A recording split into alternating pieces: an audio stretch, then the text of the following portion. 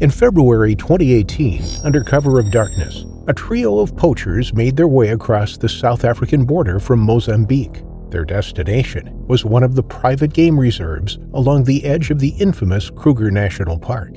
It was pitch black, and they tripped and stumbled through the undergrowth as they made their way towards the wilderness. They didn't use any form of light, as they wanted to go unnoticed, but they had made this journey before. They knew the way.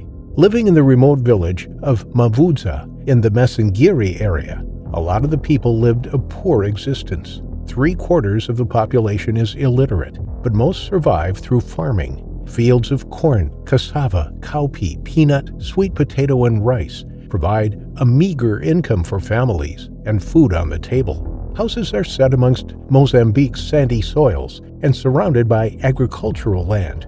Only 4% of the houses in the region have access to electricity, with little in the way of future prospects. 50-year-old David Baloyi was no stranger to this temptation and, along with 2 others, trekked into South Africa on February 9, 2018.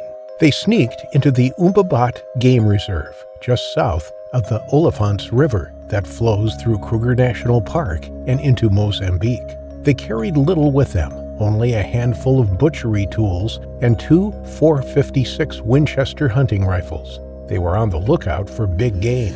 These weapons could take down the likes of elephant, rhino, and lion. The illegal trade in big cat products, rhino horn, and elephant tusks are huge commodities in China and the Far East. They can fetch thousands of dollars, and although the poachers themselves only see a small fraction of that price, it can make a difference to their livelihoods. They rely on this income to feed their families. Rhino horn is more valuable than gold on the black market. Poachers risk life and limb poaching prized animals. With poaching patrols stepping up across South Africa and many other African nations, poachers can catch a bullet from armed rangers. In neighboring Eswatini, they have a shoot-to-kill policy when it comes to poachers. But sometimes, it's the animals themselves that poachers are most in danger from. Usually, poachers hunt for their game during a full moon. This helps them to see better and means that they don't need to use a flashlight, which can be picked up by rangers on patrols. They typically hunt in threes. One will shoot the animal, the other will cut off the body part they are after, and the third will keep watch. Nobody knows for sure which animals David and his 2 companions were after, but when they crossed into the private game reserve that night, only 2 of them would make it back out alive. Stealthily, they stalked through the bush. Their arms were scraped by the long acacia thorns protruding from the trees. Their footsteps were quiet upon the dusty, dry earth. Their hearts beat quickly as the adrenaline of the nighttime hunt began to kick in. Flicking on their flashlights for only a few seconds at a time, they found a trail, perhaps the telltale paw prints of a lion.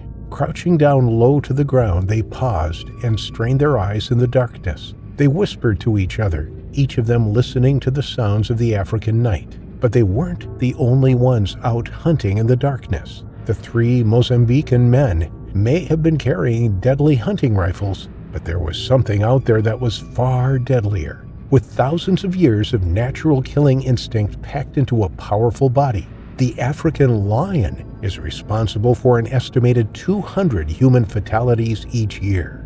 Male lions can grow to almost 10 feet or 3 meters long, including their tail, and can weigh almost 500 pounds or 225 kilograms. In some individuals, the canines can be as much as 4 inches or 10 centimeters long. They are generalist predators, eating a wide variety of prey species from wildebeest and zebras to gemsbok, giraffe, and buffalo. Although lions do hunt during daylight hours, they mostly rely on the cover of darkness to take down prey. Like most nocturnal animals, they possess a tapetum lucidum in their eyes, which reflects more light back through the retina, helping them to see in low light. Their night vision is 6 to 8 times better than a human's. In the dark, lions definitely have the upper hand or paw. As the men crept forwards, so too did a pride of lions. David wouldn't have heard the lionesses approaching, but it seems the 3 of them walked straight towards an approaching pride. With no time to react, David suddenly let out a loud cry as he was knocked off his feet. He squeezed the trigger of his gun as something huge grabbed his head. The sound of the gunshot echoed across the African bush, alerting rangers far and wide. David could feel the canine sinking into his skull, and he screamed as he struggled to pull his head free. He kicked his legs and thrashed around as the immense power of the lionesses pinned him to the ground. Amongst the commotion, the other two men dropped their weapons and sprinted off in the opposite direction. David had been only feet in front of them when he was attacked. They had seen the murky outlines of several large animals diving on top of him. They heard the struggle, the moans and groans of the lions, and the screams and cries of their friend. Sheer terror gripped them as they fled, running back through the game reserve. They tripped over fallen branches and crashed through the bush. They didn't look back. Their hearts thundered in their ears as they tore through the African night. Gasping and panting, they made it to the perimeter fence and crawled through. Only once they were on the other side of the wire did they stop to catch their breath. It was a 50-mile hike back to their village. When they arrived, they had to deliver the devastating news to David's family. David had been left at the mercy of the lions. He was easy prey. His friends had abandoned him. With no way of seeing the lions in front of him, he could have walked straight into the middle of the pride. He couldn't defend himself, and it would have taken just seconds before one of the lionesses closed her jaws around his throat.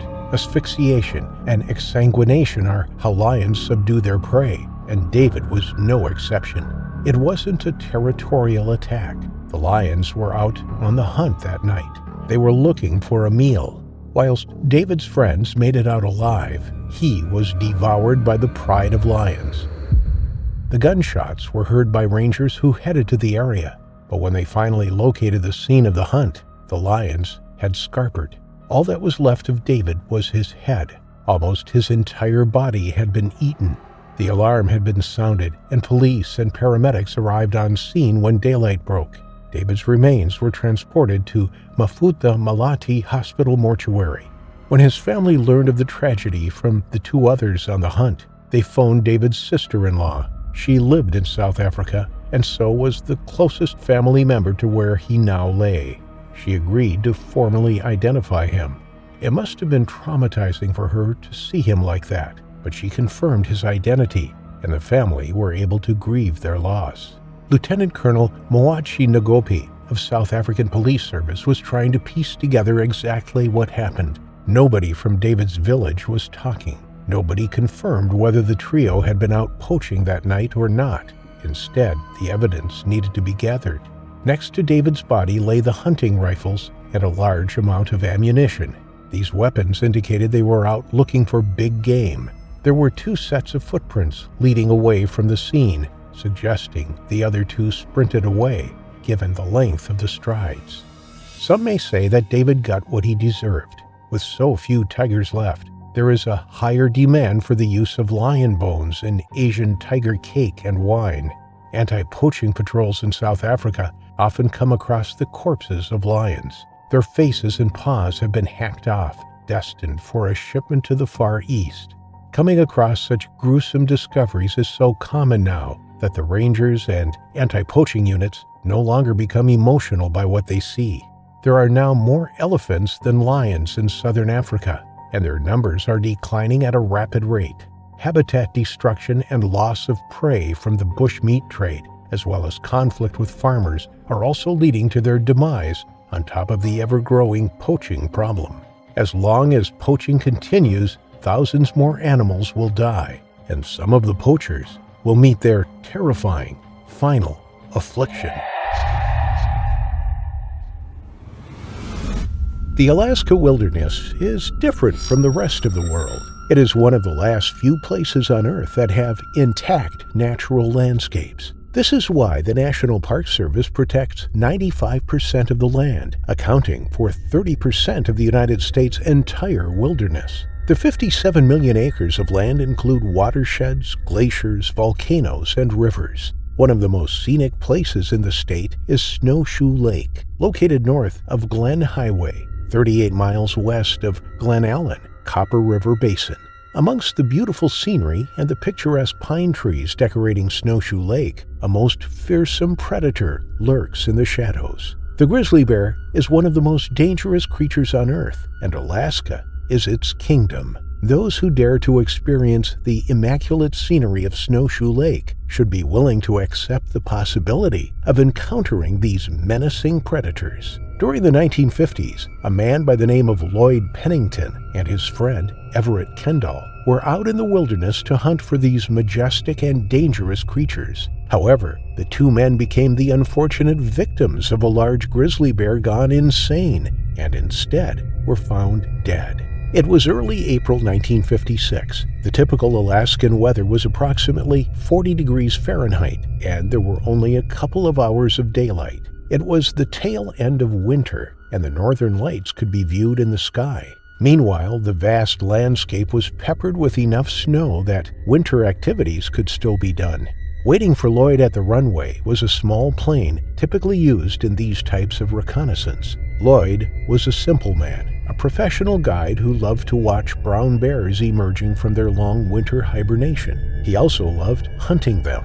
However, he didn't plan on doing so today. He was just scouting the area. The thick vegetation was quite hard to navigate through, so flying a plane across the landscape was the way to go. The sounds of the engine whizzed across the alluring Alaskan backcountry, disturbing the pine leaves swaying along the runway. Lloyd applied back pressure to the yoke, and the plane's nose began to rise as it sped through the dusty asphalt of the road. A few seconds later, the plane took off, taking Lloyd into the sky. He flew over the rich green forests outlining the hills and mountains. The various kinds of trees such as Sitka spruce, western hemlock, tamarack, white birch, and western red cedar moved back and forth in agreement with the early April winds. Reaching Snowshoe Lake, Lloyd's eyes scanned over the scrubs below. Suddenly, there in plain and perfect view, the 56-year-old professional guide found what he was looking for. It was a large grizzly bear approaching 8 feet in length. Although he was ways away from the ground, Lloyd could see the glistening, melting snow on the bear's fur as it had just finished hibernating. The bear got out of its large den, hidden amongst the undergrowth, and stretched out its massive paws. It paced toward nearby nutrient-rich vegetation, slowly revealed by the receding snow. Jackpot, Lloyd thought. This bear would be a suitable hunt for his friend and barber, Everett Kendall. The two hunted together in the past, and this would be Everett's 5th hunt with Lloyd. Remembering where the den was located, Lloyd went back to schedule the hunt for an upcoming day when Everett was free. Unbeknownst to him, this would be a grave mistake. A week had passed since Lloyd scouted the nearby area. He proceeded to contact Everett, who had long expressed his desire to bag a large game like this one. All the hunting trips they've done in the past would pale in comparison to this one. However, it didn't end well for these two, as we would later find out. After the two communicated, Everett set out and met with Lloyd over at Taslina Lodge, where they spent the night. Tomorrow morning was the day they both awaited.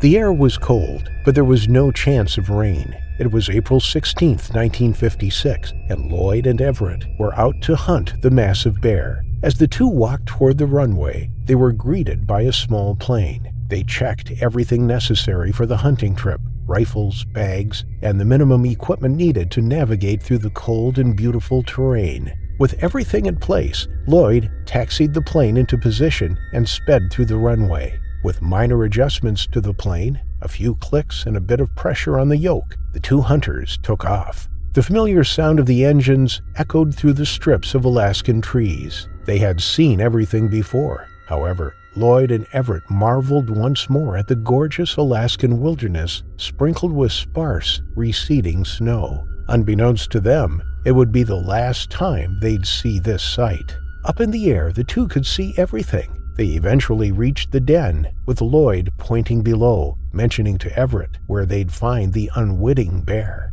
Lloyd steered the plane into the direction of the wind, landing near the familiar den among the scrubs on a hillside above Snowshoe Lake.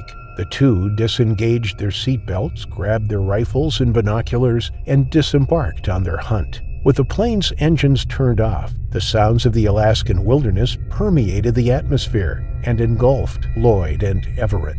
The marvelous noise of the rivers, birds, and other animals encircled the two men. Marching up the sparsely iced trail, the two men kept a close eye on the hillside above them to prevent any potentially deadly encounters with predators other than the bear they were hunting.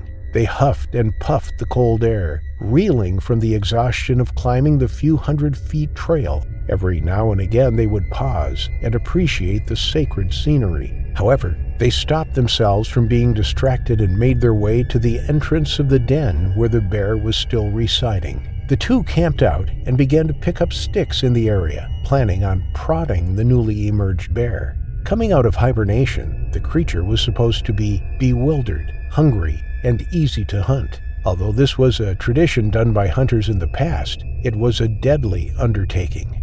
Death often comes to the uninitiated. Unwittingly, Lloyd and Everett were dancing with death. Waiting by the nearby tree, the two men shared a smoke while planning their move, how they would shoot the bear and the best way to recover the body. Grabbing long sticks from the surrounding area, the two prodded around the den, literally poking the bear. The plan was to shoot the creature once it emerged from the entrance. As Lloyd and Everett continued to poke around the den, they eventually heard a sound. However, there was no time for the two to be optimistic. The plan was supposed to work, assuming the bear was weary and slow-moving. Unfortunately, what came out of that hellish entrance was anything but that. Without warning, the massive creature made its way toward the entrance and a few feet from Everett. In a blink of an eye, the two men were face to face with death. Everett scrambled in panic and began unloading his rifle toward the creature. However, 5 hunting trips built in him a false sense of confidence. All the shots missed, and the bear was raging towards him. The bear swatted at the rifle and grabbed hold of Everett's shoulders. The bear's massive jaws bit down on Everett's head, pinning him with its weight. The leaves on the ground sprang up into the air as the commotion worsened. Everett's screams echoed through the silent Alaskan wilderness, a place where nobody could find them. Lloyd scrambled for his rifle, attempting to shoot the creature while Everett was mercilessly mauled. He took away his sight from the bear for a while, focusing on adjusting the gun's safety lock. However, before he could point and unload, the creature was already gazing at him. Lloyd froze in terror and despair. For a split second, he could see Everett's lifeless body underneath the bear's paws. The creature's claws were red, painting the ground with Everett's blood. In a blink of an eye, the few meters of distance between Lloyd and the bear disappeared. The massive predator grabbed hold of Lloyd's leg and bit him repeatedly. The sharp canines tore into his flesh, cutting his muscles and joints like a hot knife through butter. The bear knocked Lloyd down, exposing him to more danger. All Lloyd could do at this point was protect his face by raising his arms. However, this was pointless, as the bear bit into his forearms and tore them to shreds. In one swift motion, the bear reached for Lloyd's neck and gnawed at his throat and head. Lloyd became lifeless in just a matter of seconds. The two hunters became the hunted. The two men disappearing initiated a search. A bush pilot spotted their bodies and reported the incident to authorities in Anchorage. Consequently, 10 heavily armed hunters were deployed in the area to find the culprit bear, following closely the trail that Lloyd and Everett walked through. The hunters cornered the bear and shot it to death. Lloyd and Everett's bodies strewed near the den's entrance. The ground around them was torn from the commotion. It was unfortunate that the two men died from something that could have been prevented. The bear also had to suffer, even though it was just protecting itself and acting according to its nature. The two men found exactly what they were looking for that day, but the tables were turned. They were ripped apart by a ferocious bear. It had come out victorious against 2 armed men with guns trying to kill it in his den, only to spark revenge on the bear, bringing it to its tragic final affliction. The Yukon Territory, the smallest and most western of Canada's territories, is filled with an abundance of wildlife set amongst vast alpine forests, glacial lakes, and rugged valleys. Since the 1980s, bison have been reintroduced to the area.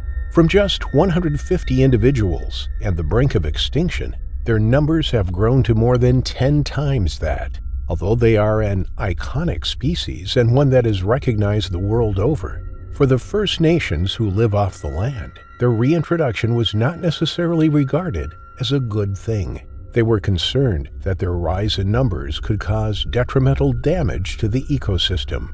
Now, to keep numbers down, hunters are allowed to harvest bison in the Yukon Territory. First Nation and settler locals are entitled to hunt bison for cultural reasons, whereas visitors have to obtain licenses. Hunting season starts on the 1st of September each year and runs through the fall and winter months. As the COVID-19 pandemic was gripping the world, places like the Yukon saw an increase in hunters heading to the wilderness. People were desperate to get out and about in less populated areas, making the most of the open space with fewer restrictions. The Yukon wilderness is exactly where husband and wife Terry and Megan Still were headed with their friend Delaney on September 5, 2020. They had decided on a hunting trip over a long weekend. It was the break they needed from their busy lives, and the countryside was perfect. They made their way to Champaign, located on the Alaska Highway, for the start of their adventure. But little did they know what sort of tragic adventure it was going to be. An hour outside Whitehorse, the three friends were locked and loaded, tracking bison in the wilds. They had arrived the day before and were prepared to spend the whole weekend hunting the animals. It was the thrill of the chase, the expert marksmanship, and being in the great outdoors that they enjoyed the most during a hunt. But things were about to go seriously wrong. On that Saturday morning, they parked their all-terrain vehicle and set out on foot. Up ahead was a glade, an opening in the forest where they were sure they would find a bison. It was their perfect habitat, close to the safety of the trees, yet grassland on which they could graze. Silently, the three of them walked through the conifers, treading carefully over the forested floor. As the trees opened out into a clearing, they spotted it, a lone bison. Its head was down as it grazed the lush green grass. Its broad shoulders formed a powerful hulk of muscle above the head. Its curved horns protruded from its thick fur. The three hunters had a clean shot. They stood still, watching the impressive animal for a few moments before preparing their weapons. Terry and Delaney then raised their rifles and stared down the scope.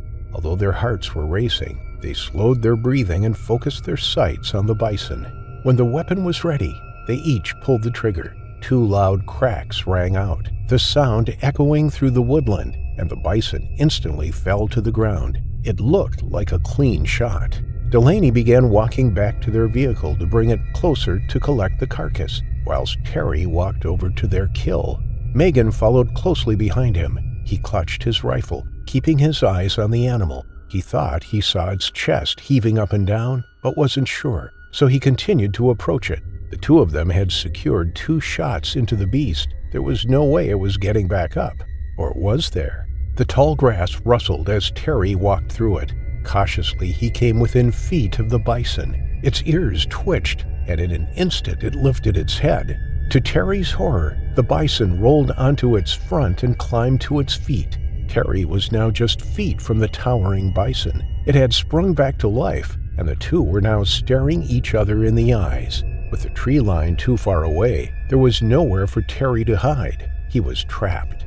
The bison's tail stood on end, its head was bowed, and its horns directed right at Terry. It snorted angrily and ran at him, covering the ground between them in less than a second. Terry was taken completely off guard. The animal had gone from lying perfectly still to a full-on charge right before his eyes. Terry instinctively raised his rifle and shot at it 2 more times, but the bison kept coming. He had nowhere to go, as there was no way he could outrun it. Running at a top speed of 35 miles per hour, bison can outrun a horse. On top of that, their enormous size, standing over 6 feet at the shoulder, weighing almost a ton, makes them a formidable presence.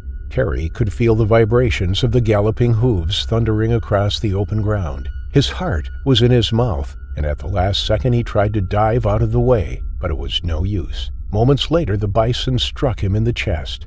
Megan watched in horror as her husband was sent flying through the air. He flipped twice before landing heavily on his back in a crumpled mess amongst the long grass.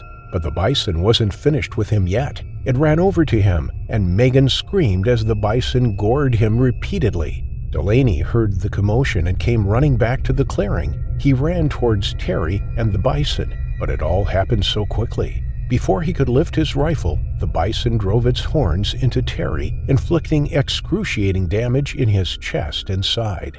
Terry cried out and tried to push the animal off him, but it was too powerful. It shook its head from side to side. The force from the hit had broken bones and caused deep bruising, and now the horns sliced open skin and muscle. As Terry lay there on his back, he was exposed and at the mercy of the enormous beast. He couldn't roll over to protect himself. Instead, he had to endure the might of the bison. But after what seemed like an eternity, the bison lifted its head and stepped backwards. It stumbled 100 meters from where Terry lay and collapsed on the ground. It had succumbed to the rifle shots and now lay still in the clearing. Megan and Delaney rushed to Terry's side. He was barely conscious. Blood poured from his open wounds, and they tried to stem the bleeding. The walk back to the ATV was far, and they were in the middle of the wilderness. Help was a long way away. As Megan and Delaney tried to move Terry, he took his last breath and fell silent. There was nothing they could do. Terry was gone.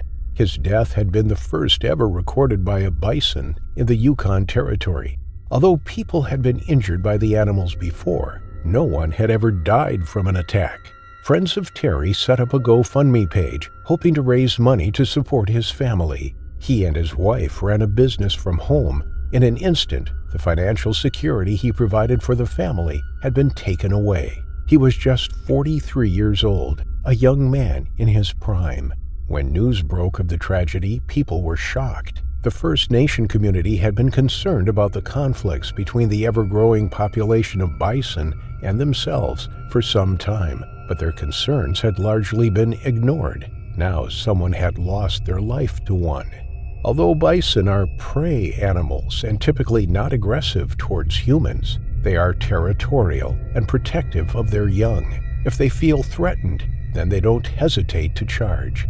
In North America, particularly in Yellowstone National Park, tourists can fall victim to an attack if they get too close and do not respect the distance between themselves and the bison. People are advised to keep at least 75 feet away from bison and to turn and walk the other way if they come across them in their path. In Terry's case, the bison was injured and was fighting for its survival. Its instinct was to defend itself against a threat, and it did so until its last breath, shortly after Terry Still's terrifying final affliction. Our story today takes place in Yellowstone National Park, but we will go back in time to the year 1912, where the way of life in the park was starkly different to that of today's life. With constant fluctuations in the wildlife population, 40% of the lakes in the park were barren of fish, creating widespread problems for the people in the area, but also for the wildlife, which began to starve. Eventually, something had to be done, as the people became desperate, and so there was a 2-story fish hatchery built in 1912, which helped to replenish the area again. In turn, this increased the local population of bears, as they were now able to find food more readily available.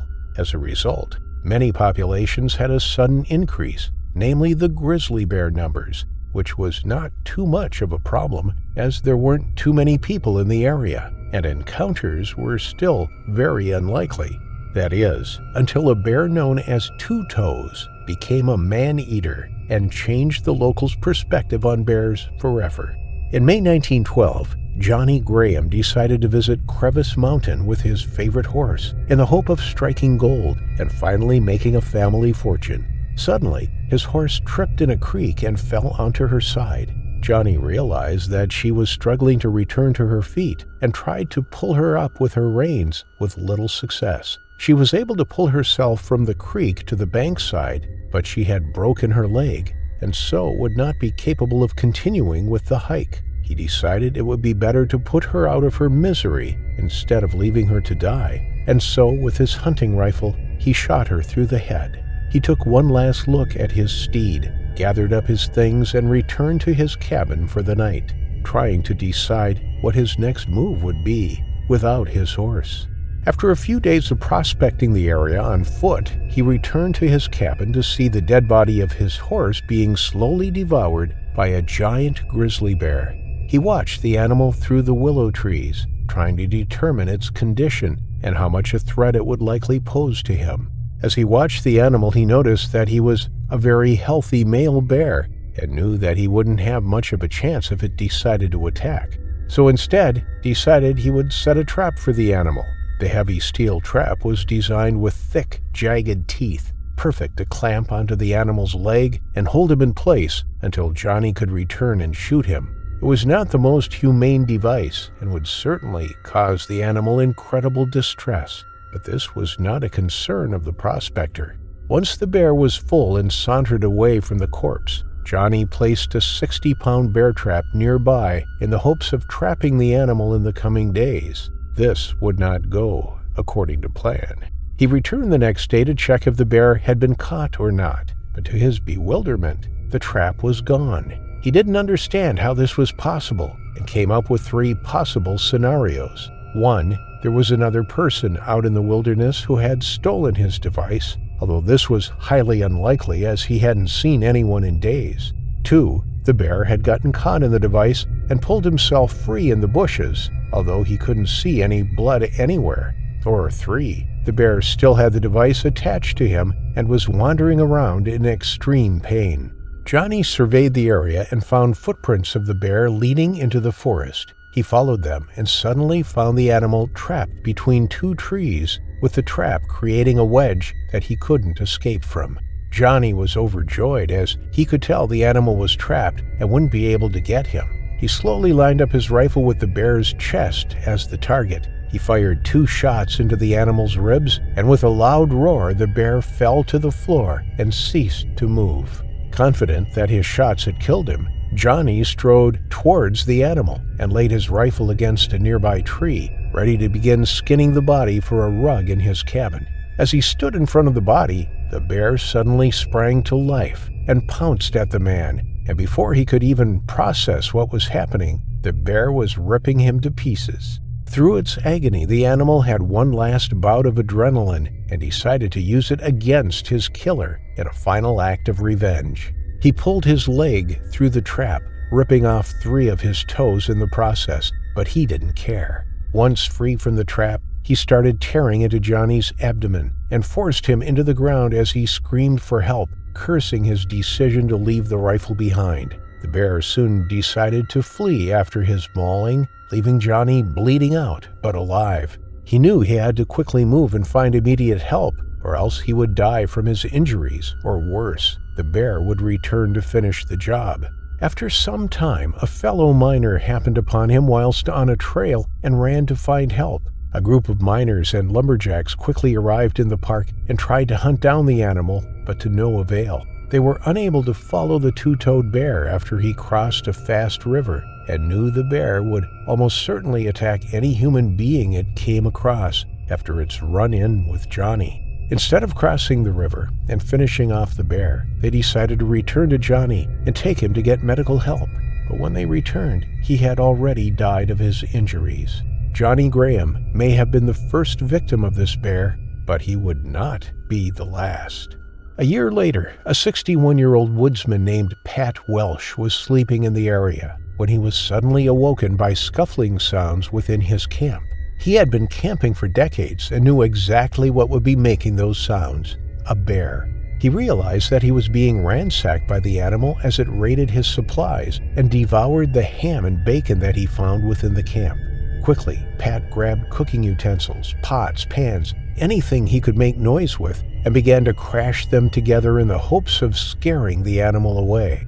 This usually did the trick. But this bear was not afraid of the noise and instead began to walk towards Pat, who realized that he was in danger. He grabbed his wood-chopping axe and began to swing it at the animal, hoping that it would see Pat as a threat, or, at the very least, too much effort to kill, and just leave.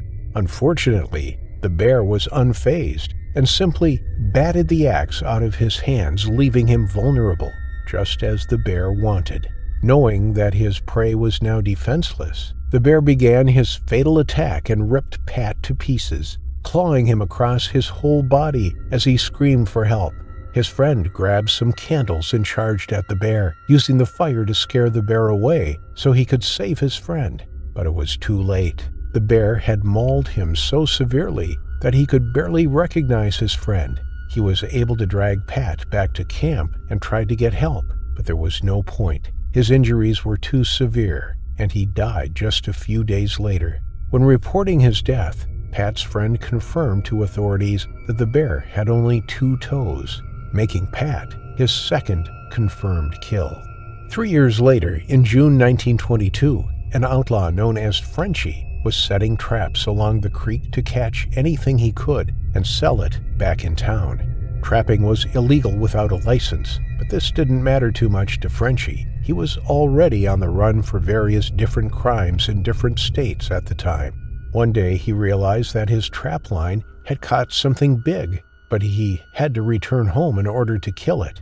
He saw the animal from afar, a giant grizzly bear struggling in the creek.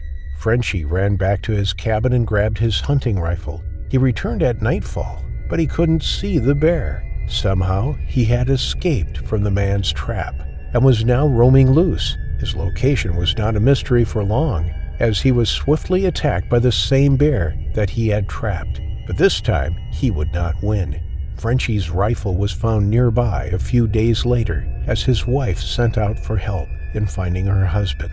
His body was never found, but from his rifle, his death was assumed to be brutal. It is thought that the bear was able to swat the rifle from the man's hands as he pulled the trigger, allowing the bear to overpower him easily and finish the job. They believed this due to his rifle being bent, as if something heavy had struck it. 2 Toes was never seen or heard from again, although the trap in which he was caught in was found a year later. Ultimately, 2 Toes was never seen from again after finishing his rampage with a confirmed kill count of 3 men, although it was speculated to have a body count much higher. There was multiple missing persons in Yellowstone during the time who were also believed to be the victim of 2 Toes, but without any bodies being found, it can never be confirmed.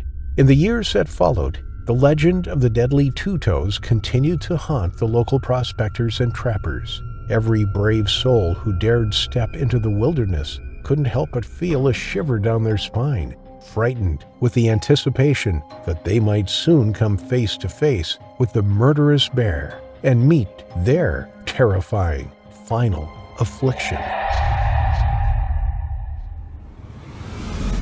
The tiger weighs over 500 pounds and can grow to be 3 meters or 10 feet long from nose to tail. With sharp canine teeth over 3 inches long, it can tear apart entire limbs in a single bite. The Siberian tiger is known to possess a particularly vengeful and begrudging attitude towards anyone that dares cross its path, man or beast. With a cunning mind to match, it can remember encounters for weeks and plan elaborate plots to follow and hunt its prey. Once a near-extinct species, the predator also known as the Amur tiger had come back to life through conservation efforts and repopulated the province of Primoria near the world's largest undammed river, the Amur River. For decades, the tiger sat comfortably at the top of the food chain, feeding on moose, elk, and wild boar. That was until humans started populating the region, trying to scrape out a living in the dense taiga forests after the fall of the Soviet Union. Poachers realized the potential of this area, despite the fact that they had to settle among some of the most dangerous predators in the world. The meat of the Siberian tiger and the wild boar fetched good money in the black markets near the Chinese border, and for many like Markov, this was their only sustenance in the broken post-Soviet economy. On a cold winter morning in 1997, Markov loaded his supplies, kissed his wife goodbye, and set out with his friend on a 50-mile drive deep in the heart of the frozen taiga forest. The plan was to spend the night in a remote cabin and leave to hunt in the morning. As the sun dawned, he set out on foot accompanied by his attack dogs, who could also be used to sniff out the scent of the Siberian tigers from their footprints. In below freezing temperatures, the snow covered the solid ground by at least 10 inches as Markov limped his way through the layers of snow among the forest trees and thick brush. Markov spotted a trail of footprints that were even bigger than his hand. Prints as large as this could only belong to the great Siberian tiger. He followed the tracks for miles, hoping they would lead him to the animal they belonged to. Armed with a shotgun, Markov was confident that he was one clear shot away from a kill that could make him good money in this failing economy. Then as he peered over one of the trees, he saw the enormous Siberian tiger feeding on a wild boar. It looked over at the man, locking eyes for a few seconds before going back to eating, refusing to let go of its kill. The fierce animal looked unfazed as its muscles rippled with every bite of flesh it pulled from the dead boar. Markov realized he was close enough to get the clear shot he needed. He raised his shotgun and fired a bullet straight into its torso. It was a sure hit, he thought. It was only a matter of time that the tiger would succumb to the fatal injury. He walked ahead, salvaged whatever meat he could from the carcass of the dead wild boar, and followed the tiger a few more miles as it limped away injured in the deep snow. The white snow made it easy to follow the blood trail, but he noticed it decreasing the farther he went along in its pursuit. It wasn't long afterwards that the trail stopped, and Markov was left standing alone in the snow with no idea of where the tiger was, dead or alive. He quickly realized that the tiger must not have been fatally wounded and decided to head back to his camp to return the next day. He stored one piece of the boar meat just outside of his camp and left for town to see what he could trade for the other one. But while Markov was away, the wounded tiger had followed the scent of the man to the cabin and smelled its boar hunt stored outside in the wellhead. In frustration, the tiger reclaimed his kill and destroyed the wellhead in the process. It then camped outside near the cabin, awaiting the man's return. When Markov got back to the cabin, he noticed his dogs barking loudly and incessantly, trying to signal to him that something wasn't right. He peered through the window and saw the tiger at a distance. He called his dogs back into the cabin. If the injured tiger had still not left after reclaiming its boar meat, he was after more than just the boar meat. Markov realized that the animal had come for vengeance, and he could not afford to let it live once it had smelled his scent. He set up his gun through a shooting port in the wall and opened fire, wounding the tiger twice now from the same gun. It disappeared into the forest, still able to carry itself despite being shot several times. Markov decided to go to his friend Duncha's cabin not far away and drive away to safety with him in his car. His friend urged him to stay the night at his place because the car's radiator fluid had to be drained every night to keep it running, and they couldn't leave right away. Markov was now visibly frustrated and decided to make his way back to his cabin and deal with the problem the only way a poacher knows, by shooting the tiger undead. Little did he know, in his absence, the tiger had torn down his cabin's front door and had made its way inside, chewing and clawing at anything that had Markov's scent on it. It shred to pieces clothing, mattresses, and tools that he had used, and then found a well-hidden spot outside the trail to lie in wait for Markov's return. It was dark, and Markov was just making his way to the entrance of the cabin when he was ambushed by the tiger. Caught unarmed, he soon found himself at the mercy of the vengeful Siberian tiger, and after their last two encounters, there wasn't much mercy left. Several hours later, investigators discovered a chilling scene outside of the camp, one that captured the grueling nature of the attack and the terrified helplessness of Markov in his final moments before being devoured. The snow around the scene had melted and flattened from the wrestling and wriggling that Markov must have tried while being eaten alive. There wasn't much to call Markov's body anyway. A few bones here, a pool of blood, red snow there. Some of his clothes were found several feet away. His shoes still carried his severed feet. His sleeves still held his detached arms. The tiger was momentarily pacified after tearing apart its hunter and headed downstream. Word had now gotten out of the man-eating Siberian tiger, and terrified poachers and settlers evacuated the taiga forest to escape the same fate as Markov. The only one still in the area was 25-year-old Andrei Pachutnya. He was a trapper who had set up traps in the forest to catch animals for their fur. Andrei's parents urged him not to leave the house to check his traps until the tiger had been found, but he did not heed any advice to stay inside and set out in the forest. In Andrei's absence, the tiger had found his cabin and thrashed it just like it did to Markov's cabin. The Siberian tiger seemed to want to follow and tear to pieces anything that smelled remotely human. Upon his return, he was ambushed by the tiger near a neighbor's cabin, nestled behind a mattress as if it had been lying in wait for him all along. There was not much fight or resistance. Andrei attempted to pull his shotgun from his shoulder and take aim, but the bullet refused to fire. In the harsh Russian winters, older guns were known to have ammunition failures from a frozen cartridge. His shotgun failed at the last moment he would have wanted it to. Andrei was now easy pickings for the Siberian tiger, as it jumped on top of him, leaving him little chance for a fight. Young Andrei's father called for a search and rescue mission to find his son, and they did. But all that was now left of Andrei was a few bloodied clothes and a chard of the cross. The tiger had been feeding on him for over 3 days when the search team discovered him, and there was little of Andrew they could salvage from the site to return to his father. At the time, Project Tiger was a Western-funded animal conservation group operating in the taiga forest, trying to stop illegal hunters and poachers from driving the Siberian tiger to the brink of extinction. The head tracker for the mission, Yuri Trush, found himself in an ironic predicament. As a tiger conservationist and a researcher himself, he was tasked by the authorities to find the injured tiger and kill it on the spot. He was accompanied by officers Shibnev and Pionka, and the trio soon discovered the tracks of a limping tiger. It had been walking on 3 legs, carrying one in the air, likely wounded. The tracks led them to a remote area near the cabin of a man named Shlemenko. The party now knew the tiger was nearby. They listened closely to every ruffle in the trees and then saw the slightest movement in their field of vision. As they went close to the cabin entrance, the giant Siberian tiger leapt at Officer Trush from behind with a deafening, loud roar. All 3 men frantically tried to aim their guns at the tiger, but it was too late for the head tracker, as he quickly found himself beneath the angry behemoth tiger, clawing and gnawing at his vulnerable body. In the heat of the moment, the trio had fired dozens of bullets, and 11 of those hit the tiger, which after a few seconds finally collapsed and died. Gathering his senses, Officer Trush tried to figure out where his rifle had gone, only to later realize it had partially gone down the tiger's throat as it jumped at him. The Siberian tiger was loaded onto a truck and taken to the village to confirm that it was indeed the correct tiger.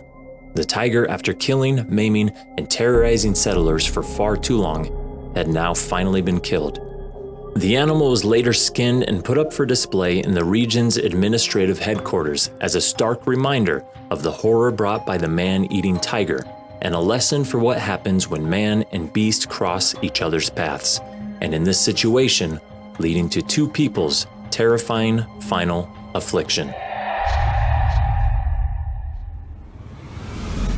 On 16th of September 2011, 39-year-old Steve Stevenson headed to a Montana forest. He was out on a hunting trip. He had secured his license to hunt black bears in the woodland along the Montana-Idaho border and joined a group of 3 others. They were each permitted to hunt for black bears in both states, either side of the border. Steve was a devoted husband and a father to 2 young daughters, aged 14 and 10. He worked as a miner for a company called Highcroft, mining for silver and gold. In his spare time, he considered himself as an outdoorsman. He loved hiking in the wilderness, amongst nature, amongst friends. He'd also been hunting in this region before on many occasions. Overall, Steve was excited for their hunting trip together. They were ready to hunt some black bears.